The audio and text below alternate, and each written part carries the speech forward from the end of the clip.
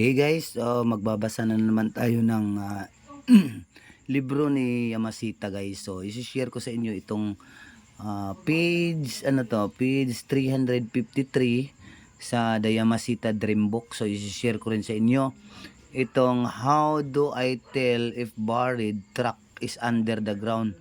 So, paano natin masasabi kung ang treasure na nakabaon ay truck?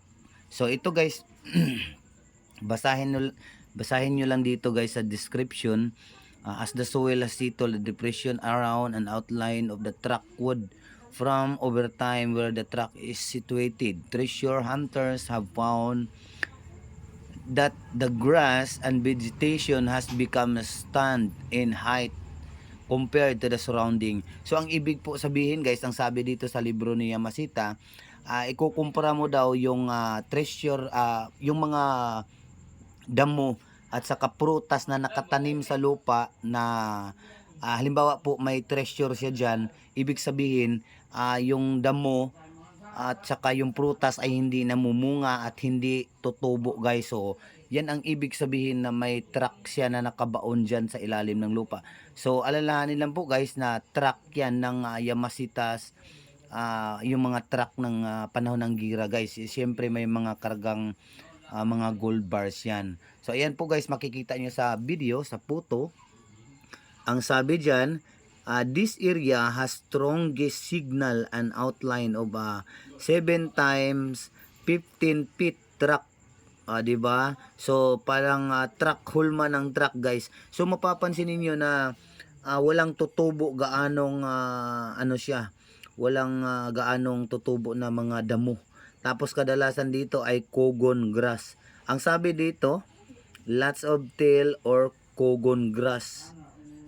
Yan guys. So kogon po ang kadalasang tutubo sa lupa na may nakabaong at track ang ilalim. So ang track naman po na ibinaon na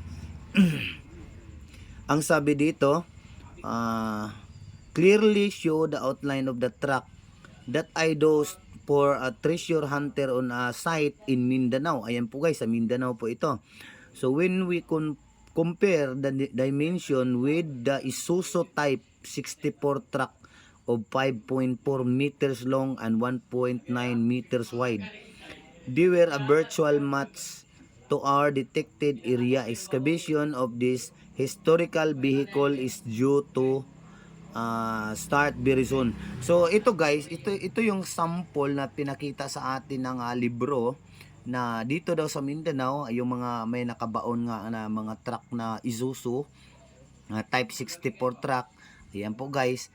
So ayan po ang ating kwento ngayon guys. So paki-like na lang sa ating video and then subscribe sa ating channel sa YouTube para po ma-share ko sa inyo ang iba pang mga treasure signs and symbols dito guys sa libro nga ni Yamashita. So paki-share lang po guys ng ating video para po magpatuloy ako sa pagbibigay ng impormasyon sa kahit anumang nakalagay dito sa ating libro. Ayan po guys. Thank you so much for watching. God bless.